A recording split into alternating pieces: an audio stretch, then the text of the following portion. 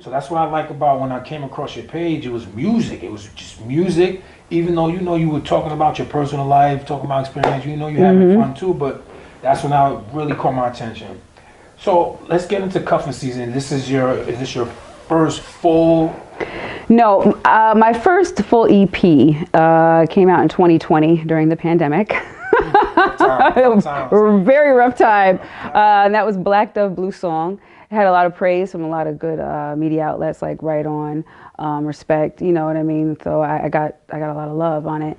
And that's where the whole, where my name of my studios, or like, my business, Black Dove Studios, that's where it comes from, Black Dove Blue Song. And it's just upstate as well? Yeah, that's upstate. Yeah, so it's just, Black Dove Blue Song was great. It was my jumping off point. And there's some spoken word on there too, but I was still kind of just getting my feet wet. But anyway, that was on streaming platforms. You're not going to be able to find that anywhere because I switched distributors and they didn't grandfather me in, so they took everything down. So now I'm having to kind of, re-release certain things. Like Why Him was a re-release. Oh, okay. Oh, so that was from that. That was from Black Dove Blue Song. Stuff like that. I didn't know that even.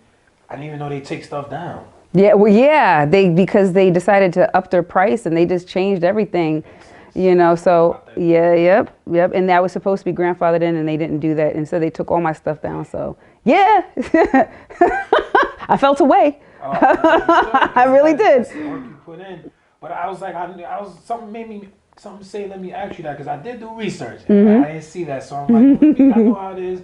Because a few artists, maybe they have stuff that they might not have even loaded up, or maybe they took down themselves. Right. So cuffing season, who did you collaborate as far as production wise? Is this people you worked with already? Or? No, this is like instrumentation that I just did the research. I found what I liked. I made some some deals, some emails, you know what I mean? And I decided, yeah, there it is. This is what I want.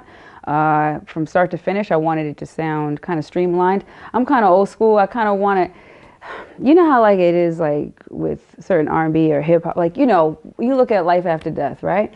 It's like track after track after track. It's like it just is seamless. It tells a story. You have skits in between. It's like it's nonstop sound, and it takes you on this journey. And that's what I kind of wanted cuffing season to sound like, you know what I mean? I wanted it to be like this kind of start to finish. Yeah, very cohesive. Okay.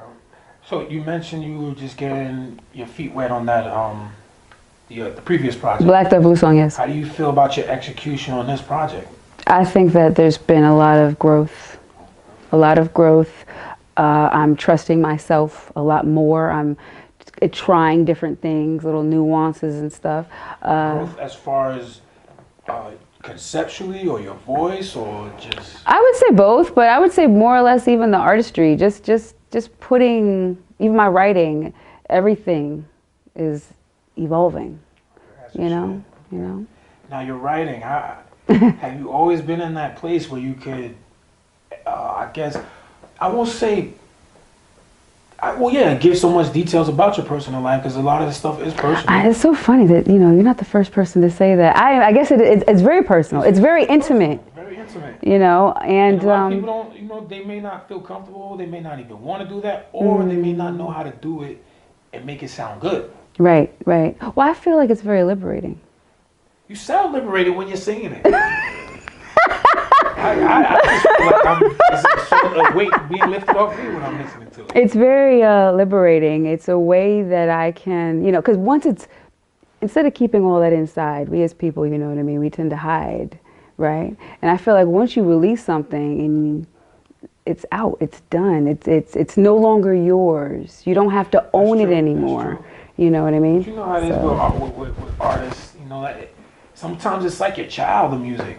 Sometimes it's like a ligament, it's like an organ. It's tough to, especially, I guess, release something. Plus, when you're being vulnerable too, you never know how people are gonna how they're gonna perceive it, or judge you. And you know what? I have grown up with a lot of people that, I've had a lot of haters in my life. You know what I'm saying? So I feel like that's what happens. Like, you grow up in an environment where it's like, crabs in a barrel, you know. So, and when you have light, you know what I mean, people can, you know, hate on you, and I've had a lot of that. So I'm at a point now in my age where I just don't care, you know. I'm gonna express myself and do me, and I'm hoping that in doing so, people will learn how to be themselves. Definitely inspiring. Yes. Definitely. Yes. But like I said, also it sounds good though. Oh, thank you. Because just saying shock, and not that you're saying shock value shit, but saying shock value shit or just, you know, profanity or whatever's trendy, that doesn't mean it's gonna be a good song. Right. That's another thing I like about your music too. Clearly it's passionate.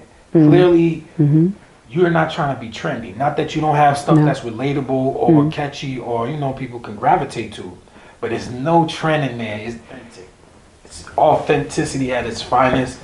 So, you know, you're not worrying about setting any trends or doing the latest this or keeping up with that person. Do you ever find any pushback from maybe somebody you might work with or collaborate with to try to maybe, you know, chase any trends or sounds? Not at all. Not at all. I've actually been told to embrace it, and, you know, that I'm creating my own lane, my own sound, and to just keep going. You know, no, not at all. Nice. So with Cuffless Season, I'd like to know, what was the first completed song? The first completed song was 888. Okay, I wasn't expecting that. That was the first completed song. That was a song that I started first and completed first. It was because I went in with the idea of, I Guess It Wasn't Love, my book, my poetry book. And 888 is a poem from the book. Nice. And I just, I felt the need to, you know, get that spoken word. I was playing with my voice, with the timbre and the hues, so. Yeah, you definitely, well, I mean, because I've always wondered that, because I'm familiar with writing lyrics and recording rap songs and the inflections and the cadence. I'm familiar with all of that. I always wondered with R&B, like, how do you, because like you say, you have the times where you have this pitch, right, and then you have that voice where it's just like, ooh, and I'm just like, when you bring it down, then you go at a high level. How does that work as far as, you know, when you change pitches in the songs? It's emotion. Okay. It's all emotion. Lyrics too, like maybe this lyric you want it to sound a certain way, or strictly how it's flowing? I mean, it depends. Sometimes it depends on the word. If I want to put more inflection there, if I want to, you know, emphasize something, absolutely. Nice. So, like I said, your stuff is very topic driven, very conceptual. You know, it's not just. Well, I guess no R&B is all about love anymore. Those days is gone. There's nobody that's singing only about love, but you sing about love, you sing about heartbreak. You got love making music. I see you're not scared of the love making music. No. So, no. Because I don't really hear. We need more of it. Yeah, I mean, it's not, okay. They talk about having sex. Right. They're not really talking about making love or just the intensity of it, the passion of it. So I do like how you get intense with that, and then at the same time you speak on heartbreak. With your music, I just enjoy, you know, the concepts, the confidence, the originality, versatility. So what is something that you would advise upcoming writers, you know, not just artists, upcoming writers, to be confident in with their writing? Because clearly, you know, you're very confident. I would tell them to not like, or to be unabashed. I would tell them that like, that's where the good stuff is. The stuff that you're afraid to write about, the stuff that you're afraid to express, in a sense, like, I don't want to share that. That's the good stuff. That's the stuff that other people would like to hear or read. You know what I mean? Because then you're reaching into the depths. You're not just surface level. I think a lot of people, there's a lot of people get scared. Do you, I don't know. Well, probably fair too, but I think as well, it's just worrying about that so-called hit or catchy track. Well, you can't get wrapped up into that, because your music is going to suffer if you're thinking about making a hit. Just make good music and then it'll be a hit. I mean, how many times have we seen? Sometimes another thing, people don't research, they don't watch artists before them, but we hear. Right. How many times have we seen artists talk about they made a song and they had no clue it was going to be a hit? Yeah. So it's like sometimes, you know, certain things you like, oh, nah, I got one. But sometimes, Come on, you don't know. Yeah, I'll tell you what. When I finished Healer, though, I felt way. I was like, this is it. I'm bad with titles. That's the second. Yes, that's the second from the intro. Yes.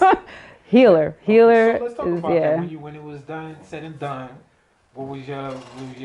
I felt strong about it. I did. I felt strong about it because I was kind of talking my, and it. But it's me. I felt good about embracing that kind of not just passionate, but kind of assertive, assertive side, and it's kind of like, and I didn't do it in a way, and not to throw any shade on any other female artists. They say what they say, how they say, but I felt like there's other ways you can talk about physical intimacy and sex and not vulgar and coarse. It's a bit. Yes. I had a few things I needed to say and get off my chest, and those are all real experiences. And we grown. Yes, and we're grown. This is not for little kids. So one thing I like to ask artists, because I know how the recording process is, especially when you're putting a real legitimate EP or album together. What are some of the songs that came out exactly how you heard it or wanted it to? Because I know it's difficult to get that. I would say, I'd say it's pretty close for Cuffing Season. I would say the first project, Black Dove Blue Song, didn't come out exactly how I wanted it to. But Cuffing Season, it's pretty close, especially songs like Healer. Like I just felt like, all right, when it was done, I was like, this is it. Don't even touch it. 888's pretty close. I think that there's some stuff as far as tonality that could kind of be adjusted, but like overall, it's still pretty. It's like 95% there. And then like In and Out, like 95. I would say I feel pretty strongly about it. Most High is the only one that I would like to revisit sometimes. You see, I wouldn't even notice. Some of that's probably, maybe it's me. I am. This is a great project, and I definitely appreciate the music, and just wish you nothing but progress and success. Thank you. I'm glad that you're feeling the project. The industry needs this. People need to hear this, and just more artists like you, just being more candid and confident in their own lane. So, but besides music, though, you have other things that you're into. You could definitely plug that before we tap out. What's some of the things you want? Well, I already know you work with a magazine, right? Yes, Urban Magazine. Yes. What does that entail? Urban Magazine. Urban Magazine. I came upon Urban Magazine 2017. I was actually asked to write and do an interview. The first interview I did was with Vivian Green. Which was great. It's the singer, R&B singer, and then it kind of just took off from there. The magazine is really about the tagline. We don't just write about it, we live it, and it's about being authentic. It's about tapping into our people and how we're not monolithic, and there's we touch every facet. And that's very important. It's also about representing Black women in a very positive light that, we could be sexy, without being hypersexualized. You know what I'm saying? So that was also very important. So it's just a lot of different things. But I came on as editor-in-chief in March of 2018 after I curated the first women's issue. And then it just took off from there. Something that you're still doing now, right? Absolutely. That's what's up. And you had a show as well? The Bigger Picture. My bad, the Bigger Picture. The Bigger Picture. It's all about perspective. Actually, the last interview I did was this past summer. I interviewed London Brown, and that was, he's a very exciting cat to talk to, I tell you that.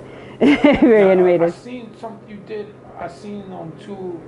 That was by video. Is it mostly video, or depends where they're located? Or? Well, actually, no. It's on Spotify. It's on every platform. iHeart. It's on Apple Podcasts, Google Podcasts. It's everywhere. So, at first it was just audio, and my co-host was the publisher of Urban, and we decided, we have some really dope conversations. I think people need to hear this. So let me go ahead and let's get into this. And I had a lot to say at the time. So I just kind of grew from there. And then it kind of switched over to video during the pandemic. Okay, that makes During sense. the pandemic. Yeah. And then I started doing more IG Live and doing videos, and just kind of just kept growing and growing. And How did you like that though, being because that's not something you were doing before, right? with the video, the live videos. no. I mean, you know, I would get a little nervous, like, oh God, I gotta get ready. I gotta sit up. I gotta be on. You know what it is. You know that personality. You know what I mean. You're like, you know, hi, this is Dakari Eli with the bigger picture. It's a different personality that I get to kind of like another hat I get to put on, and I had a chance to talk about a lot of deep things too, not just their work, but you know, real conversations, because that's very important, like what we're having today. Because people, it's not just music. People have other things going on in their life. People have a backstory with the music, so that's definitely something people need to hear. Absolutely. Okay. But, So, any other endeavors you want to mention before? I mean, my book. You gotta mention that. My book, I Guess It Wasn't Love. I Guess It Wasn't Love is the title. Yes, Mixed Bag Series, Volume 1. And I'm working on Volume 2 right now. How was that though? Because I've always imagined writing a book, but it just seems so... Well, it's a book of poetry. Okay. It's a book of poetry, and it has my black and white. Yes, and and then, you know, you want to talk about being vulnerable and being transparent. Yes, the book is very, very transparent, and I have my black and white photography within the book as well. And I published it. It's self-published. You can find it on Barnes & Noble. You can find it on Amazon. It's official. Kindle. I even did an Audible book, so you can hear me. It's me. Okay, so you have all Oh yes, okay. yes, Well, yes. You treat it as such, and it'll be received as such. That's right. That's right. And that's where the song "I Guess It Wasn't Love" came from. Was the title from the book, so it all kind of ties in. I like that. Make sure y'all tap in with that. Man. Listen, you gotta support. You gotta show love. Guess It Wasn't Love. You know, there's not a lot of people, you know, putting out books, and you know, make sure y'all tap in. Again, thank you again. Thank you. I appreciate it. I really appreciate you inviting me. Tap in, and you know, make sure y'all tap in, support. Lovely artist, lovely spirit, lovely person. It's a great convo. Aw, likewise. Salute to Terrell Blair again, HLM Media. I'm your guy, Deme D. This is where we support the artists and creators. Salute.